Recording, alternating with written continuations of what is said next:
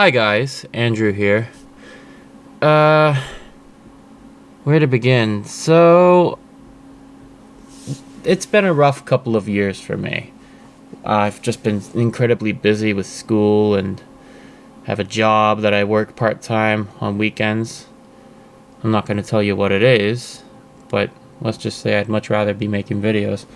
Um, because I've been so busy, I've been really lacking the motivation to do practically anything, because every time I have tried to work on a really big project like The Brave and the Awesome or Snapcube Fanimated or animated storytime videos, anything, brain distortion, anything that I try to work on, I end up like losing the motivation to do because of how busy I've been these past couple of years. I've just been like on my toes so much to the point where I just want to not do anything. And it sucks because I've been having so many ideas of things to do, but I just lack the motivation to start. You know what I mean? So I thought that until I get the motivation back to do all those things, that I would try something else. I've been getting kind of nostalgic lately, rediscovering old shows that I used to watch all the time growing up that I either haven't seen in a long time, have very fond memories of, or have forgotten about entirely until I recently stumbled upon them. Even though some of these shows are going to be clearly meant for kids, that doesn't mean that my reviews are. My perspectives are from the view of a 23-year-old adult male, as in myself.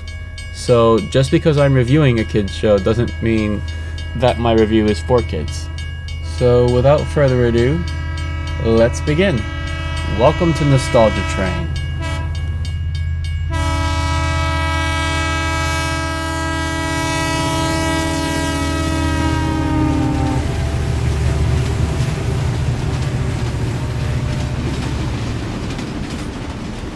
Okay, here's the plan.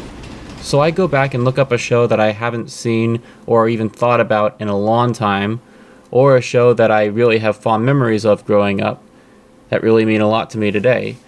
And I thought I would watch them, I would reflect on them, and then I would come back and talk about it. I am not scripting these. I will definitely be editing them. I do still have motivation to do that, oddly enough. But yeah, so for this episode, I thought I would look back on a show that I just recently stumbled upon on archive.org that I have not thought about in years. A show for Nick Jr., actually, called Allegra's Window. And I remember watching this as a kid on Nick Jr. and later on Noggin as well. But yeah, it was one of those shows that I remember the character looks and I remember the theme song, but that's pretty much it. I heard that it's actually from the same guy that created Doug for Nickelodeon and Disney, which I was surprised at first, but then when I looked at some of the characters, like images of the characters, I was like, now that you mention it, I can kind of see the similarities in character design. So yeah, I'm gonna go check that out, and then I'll come back and let you know what I think of it.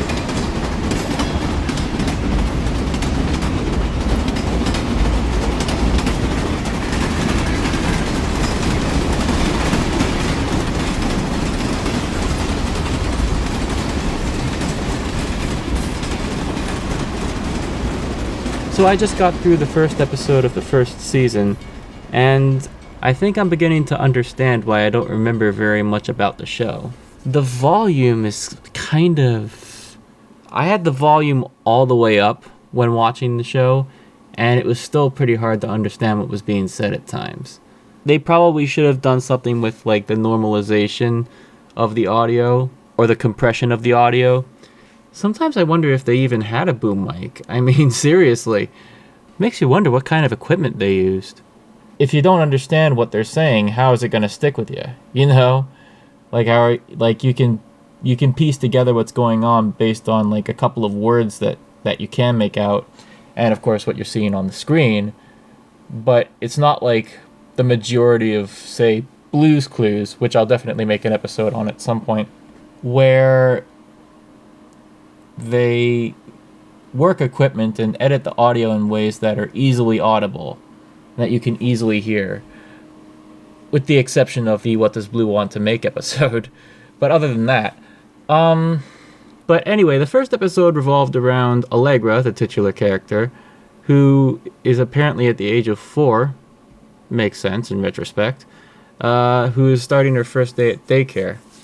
Oh, gosh, I can barely remember anything about when I was in daycare. But yeah, it was interesting. The cat Riff kind of he had a funny personality and an interesting voice, but the puppet design though, oh gosh, I think it wouldn't have been as creepy if he had no teeth for one, or at least not visible teeth, and he didn't have eyes that were like pitch black. I mean, it's like something out of a nightmare. Seriously. But looking at Allegra's brother, what was his name? Rondo? Something like that? He kind of has that Doug look, so I can kind of see how it's by the same guy who created Doug. It kind of, yeah, this is interesting. And the doggy character, what was her name? Trixie? Hold on. Lindy, that was her name. The dog character, Lindy, where Riff the cat had too much darkness in his eyes, Lindy I don't think had enough. The fact that her pupils are like so tiny kind of gives her not as much creepiness, but just a touch, you know? Allegra's fine, Rondo's fine, their parents are fine. The adults? Well, Mr. Ellington was alright. Yeah, I liked him as a character. He was pretty cool. I wonder if Ellington was named after the jazz musician Duke Ellington. One of my favorite jazz musicians of all time. Reed, some things about him I thought were pretty funny, but there were other times where watching Reed, I kind of felt, I don't want to say uncomfortable, but definitely a bit off. I don't know why. The daycare lady, I forget what her name was, she was pretty cool too. Like, she was nice. Kind of reminded me of like teachers I had like when I was really, really little. It's pretty bright and colorful, sets and puppetry and everything. I find that to be kind of nice. Definitely has a bit of a mid-late 90s childhood nostalgia look to it. So yeah, that's really all I have to say about Allegra's Window. I seem to remember there being another human character in the show. I think she was later on. I don't remember what her name was. And Cora, that was her name. Yeah, she was, like, I remember seeing her a bit. She had kind of a crazy, colorful look about her, too. And Mr. Cook, I remember specifically. He, I thought, had a really nice color scheme to his character design. I can't make out what accent he has. I want to say it's some kind of French mixed with some other form of European, I don't know. He has a nephew named Poco who I remember literally nothing about. I just remember him bouncing around and doing things. I don't remember much about him at all. And then there are 3 hummingbirds. Oh, and in the middle of the first episode, some of the instruments that Reed had came to life and started talking, which I thought was pretty cool. That was a pretty interesting experience. I don't really know how I feel about the show, honestly. It does bring me back to a much simpler time, even though I barely remember much about the show.